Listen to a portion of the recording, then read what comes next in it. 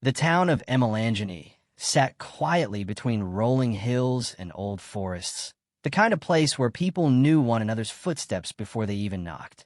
Life moved slowly here. Children played in red dirt roads, goats wandered freely, and the smell of wood smoke drifted from every home at sunset. But Emelangeni held a strange secret, one that people avoided talking about unless they absolutely had to. The weather in the town never behaved like weather should. Rain sometimes fell from a sky as clear as polished glass. Thunderstorms appeared without warning and vanished in minutes. Some days, the clouds moved backward, as if the sky was confused. Outsiders found it strange, but for those who lived here, it was simply part of their lives. Still, a quiet, uneasy feeling always hung in the air, like the land was watching, listening, waiting. On the edge of town lived Amelie, a 28-year-old woman with strong features, warm brown skin, and eyes that always looked ready to challenge the world. To most people, Amelie was fearless. She walked with confidence, laughed loudly, and shook off fear like water on her skin. Many admired her boldness. Others thought she went too far with her jokes, especially about the rain. Whenever a sudden drizzle fell without warning, the villagers would run for shelter. But not Amelie. She would tilt her head back, open her arms, and laugh as if she were daring the sky to do worse. Children would watch her from behind door frames. Adults whispered behind her back. "She tempts fate," they said. "One day the rain will answer her." But Amelie didn't care. Her laughter was her shield, and she protected it fiercely. What people didn't know was that her laughter came from a deep place of pain.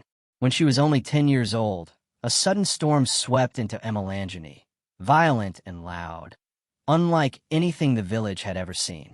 Her mother stepped outside to bring in a laundry, but she never returned. The storm swallowed her. No body was found, no trace of her clothing, nothing. Some elders said the rain took her. Amelie never fully understood what that meant. From that day on, she promised herself she would never fear the rain.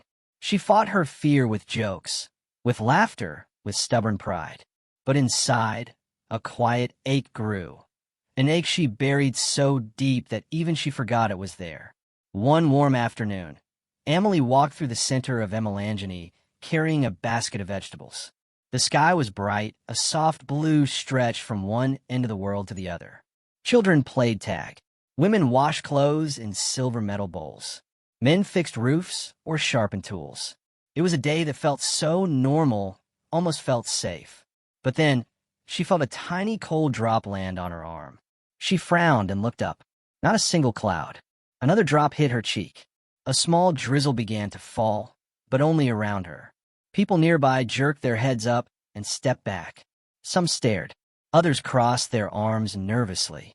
"It's happening again," someone whispered. "The rain is following her." Amelie forced a grin.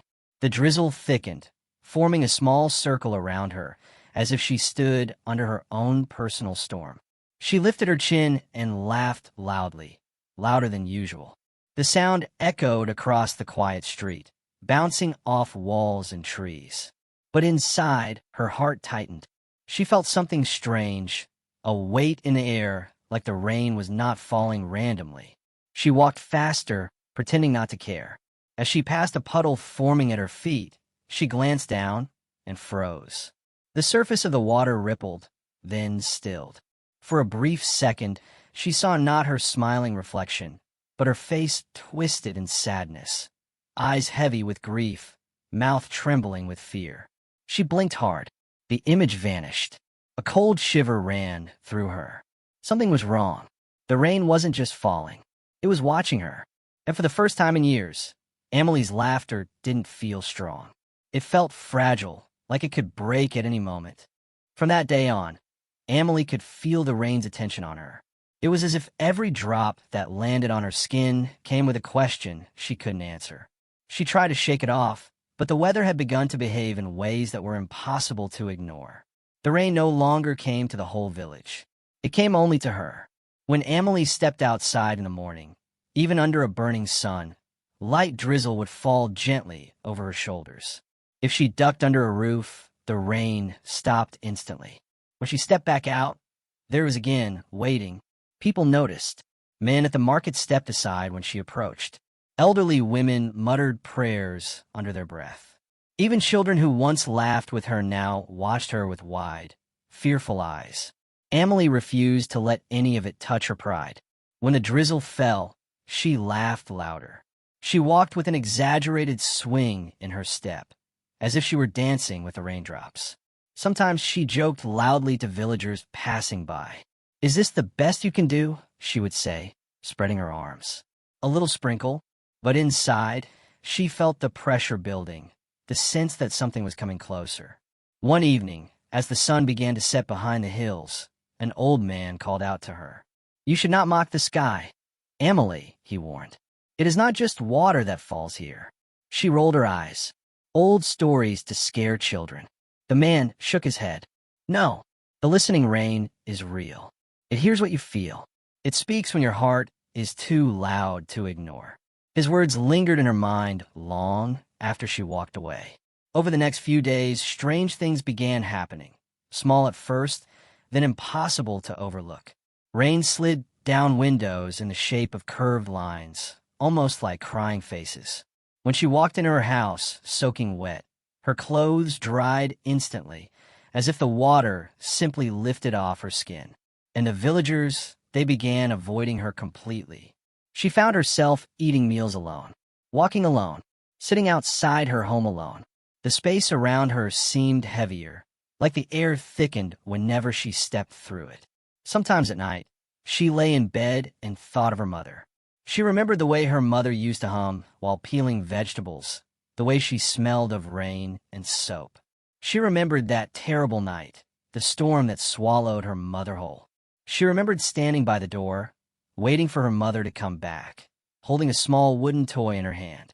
And she remembered the look on the villagers' faces when they told her what happened. Taken by the rain, they had whispered, "Watch your heart, child. The rain hears more than your voice." Emily had responded by laughing. She was only 10, confused and terrified. Laughter was the only thing she could control. Now, all these years later, that same laugh felt thinner, more desperate. One night, the drizzle brushed softly against her window. She sat on her bed, her room dimly lit by a single lantern. Outside, the village was silent. No dogs barking, no distant voices, only the steady sound of raindrops, but only near her house. She wrapped a blanket around her shoulders and walked to the window. Raindrops slid down the glass, but not like normal water. These drops moved slowly, leaving behind thin lines that curved into shapes that looked like tears. Emily stepped back. "What do you want?" she whispered to the darkness. She didn't expect an answer. But that night, she received one. A faint drizzle began again, gentle and steady, like fingers tapping on the roof. Emily closed her eyes, trying to calm her racing heartbeat. But then she heard it, hidden in the rhythm of the rain. A whisper, soft, warped, echoing her own voice. It sounded like her laughter, but twisted, hurting. Her breath caught in her throat. The whisper grew clearer, closer. "Emily," she froze. The rain had spoken her name, and in that moment, she finally understood. Whatever was happening wasn't just strange. It was personal. For the next few days, Emily tried to convince herself that what she heard that night wasn't real. She told herself it was stress, or a lack of sleep, or the way the wind sometimes played tricks with sound. But deep down, she knew the truth. Something had crossed a boundary, something she couldn't ignore. Everywhere she went, the rain followed. Even when she entered her small home and shut the door, water leaked through the ceiling in thin lines that gathered into soft drips. It was as though the rain refused to leave her alone. One evening, as she sat staring at a cup of tea she hadn't touched, she whispered to herself, "I'm losing my mind." But a stronger voice in her heart whispered back, "No, you're remembering." Finally, she decided she needed answers. Answers no one in the village wanted to give, except one person. Nkasazana, the village elder, lived in a small round hut near the forest. She was a woman of few words and deep knowledge, one of the last people alive who remembered the old stories clearly. Emily walked through the thick trees toward her home, the drizzle following her like a silent shadow. Nkasazana looked up when she arrived, her wise eyes softening. "You finally came," she said gently. "I've been waiting." Emily stepped inside, closing the door behind her. The rain tapped lightly on the roof, as if refusing to be shut out. "I need to know what's happening to me," Emily said. "And don't tell me it's nothing." Nkosazana studied her closely, then nodded. "It is time you learned," she said. "Sit." Emily sat on a woven mat near a small fire. Its warmth felt comforting, grounding. Nkosazana began slowly. "There's an old legend in Emelangeni. We call it the listening rain. It is said the rain carries the emotions of the living, the grief they hide, the pain they bury, the truths they refuse to face." Emily frowned. "Rain can't feel emotions." "No," Nkosazana said softly, "but it hears them. When someone's heart is too loud, the rain comes closer. It follows. It speaks." Emily felt a chill crawl down her spine. "Your mother," Nkosazana continued, "understood this. She carried a deep sadness inside her, sadness she hid from others. The rain came for her too, but she tried to speak back." Emily's hands trembled. "Speak back? How?" "Through her heart," Nkosazana said. "Through her fear. Through her love." Emily's throat tightened. Memories flashed before her. The night her mother vanished, the sound of thunder roaring. "Your mother didn't just disappear," Nkosazana said softly. "The storm that day, she tried to calm it. She was trying to protect you." Emily felt the world tilt. Tears stung her eyes, surprising her. She hadn't cried in years. "I don't understand," she said weakly. "You will," the elder replied. "But first, you must stop laughing at the pain you carry. Your laughter is a wall. You mock what you fear because you refuse to feel what hurt you." Emily dropped her head into her hands. The truth cut deeper than she expected. For the first time since childhood, she broke. Tears fell freely. Her breath hitched. She cried for her mother, for her childhood, for the fear she had tried to bury beneath jokes. She cried until her chest ached and her body felt empty. The rain outside grew heavier, pounding against the roof like a drum. Nkosazana placed a gentle hand on her shoulder. "The rain hears you now. It will speak again. But this time listen." That night, Emily returned home under a sky heavy with dark clouds. Thunder rumbled in the distance. She stood in the open, feeling the first drops fall. And then, "Emily." The voice was clearer this time. Closer. It carried a strange mixture of sorrow and urgency. "Stop laughing, listen." Emily's eyes widened as the raindrops around her shimmered, bending the air like heat over fire. She blinked and suddenly saw a vision. A storm. Her mother, standing in pouring rain, reaching toward her with open arms. The vision faded as quickly as it came. Emily could barely breathe. She wanted the truth. She feared the truth, and she knew the rain wasn't done with her. The next evening, the sky grew darker than Emily had ever seen. Clouds rolled in fast, turning the world a deep gray. The wind howled through the trees, bending branches like thin arms. The air felt thick, heavy, electric. A storm was coming. Not an ordinary one. A storm that felt alive. The first crack of thunder split the sky. Lightning flashed, lighting the village in brief, ghostly white. People rushed indoors, shutting windows, locking doors, praying to whatever they believed in. But the storm didn't move across the village. It settled directly above Emily. Rain fell in wild sheets. The wind whipped around her home. The roof groaned under the weight of the storm. Yet Emily didn't hide. Something inside her, fear, love, regret, pulled her toward the door. The rain was calling her name. "Emily." The voice was louder now. Broken, desperate. She stepped outside into the chaos. Rain soaked her instantly, running down her skin in cold streams. The wind pushed against her, but she leaned into it, letting it guide her. Her heart pounded in her chest like a drum. Each lightning flash lit the world around her in silver light, showing her the path ahead. She walked straight into the heart of the storm. The thunder began to fade until silence settled around her. Strange, deep silence that didn't match the wild storm she saw all around. The rain in the center of the storm fell slower, gentle, as if time had begun to stretch. And then she saw it. The rain gathered in front of her, pulling inward, swirling in soft circles. Droplets lifted off the ground, floating like tiny crystals in the air. Slowly, painfully clearly, they formed a shape. A woman. Her outline shimmered like liquid glass. Her hair moved like falling water. Her hands reached toward Amelie with soft familiarity. Amelie's breath caught. Mother. Her knees buckled, and she fell to the wet earth. The weight of years, fear, grief, anger, lies she told herself, crashed in her all at once. She wept openly, the rain mixing with her tears. "I'm sorry," she cried. "I've been pretending all my life. I was so afraid, so ashamed. I laughed because I didn't know how to feel." The silhouette shimmered brighter, responding to her pain. A wave of warmth spread through the rain around her. Then visions began to appear, forming in the falling water like scenes painted on glass.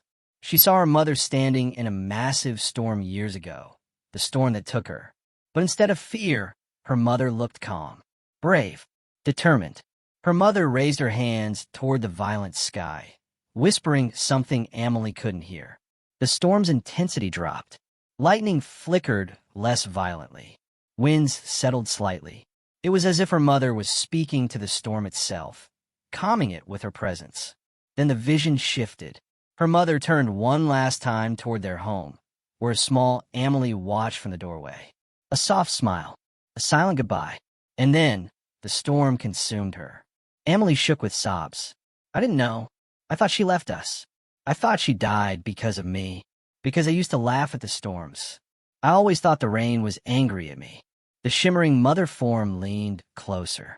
Though she had no face, Amelie felt comfort radiating from her. Another vision formed, this time showing Amelie as a child, shaking in fear after losing her mother. She had laughed then, a small, wild laugh meant to hide a broken heart. And the rain, sensing her pain, drew closer.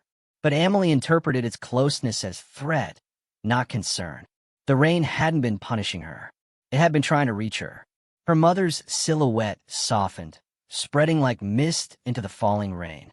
The storm around Amelie softened too. Thunder quieted, wind slowed, and the harsh rain turned to a gentle drizzle.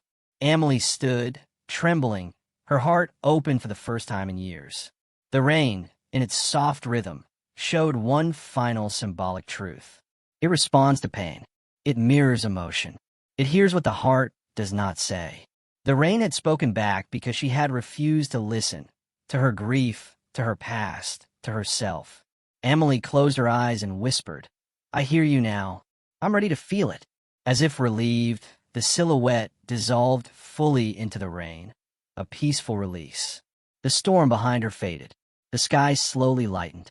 Amelie stood alone in the soft drizzle, changed forever.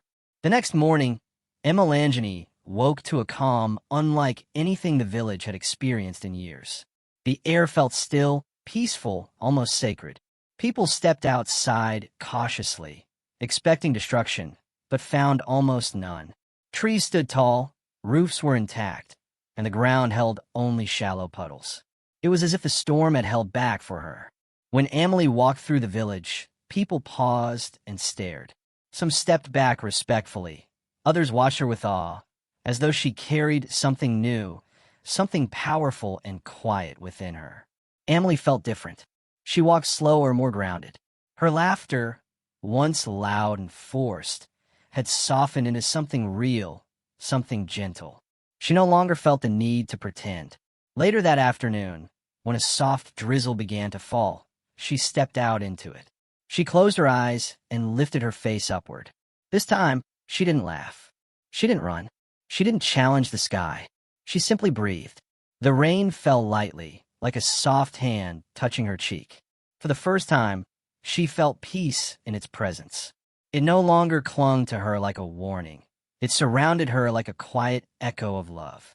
Over the next few days, Amelie began rebuilding the connections she had lost. She helped repair broken fences, carried water for neighbors, and offered comfort to those dealing with their own hardships. People who once avoided her now felt drawn to her. Her presence carried a calm strength, something steady and understanding. One evening, As she sat outside her home, watching the sky turn gold with sunset, a gentle drizzle began. She didn't move. She didn't tense. She simply allowed the moment to be what it was. Then she heard it. A whisper. Not sharp. Not broken. Soft. Warm. Loving. Emily. Her mother's voice. This time it wasn't calling her. It wasn't warning her. It wasn't begging her to listen. It was saying goodbye. Tears slipped down her cheeks, but they were soft tears, peaceful ones. She pressed a hand to her heart and whispered, "Thank you." The whisper faded gently into the rain, leaving a feeling of warmth in its place. Emily stood slowly and stepped farther into the drizzle. Water slid down her face and arms, but she didn't wipe it away. She opened her palms to the sky, letting the rain fall freely. No laughter, no pretending, just acceptance. She had transformed, not into someone fearless, but someone brave enough to feel. The rain no longer spoke because it no longer needed to. She finally understood. She finally listened. And the rain, once a haunting reminder of her deepest wound, now felt like a promise of healing. As the day faded and the rain slowed, Emily whispered the lesson she had learned, a truth she would carry for the rest of her life. Healing begins the moment you stop laughing at the things that hurt you and finally listen. And with that, the woman who once mocked the rain walked back home, not afraid, not pretending, but whole.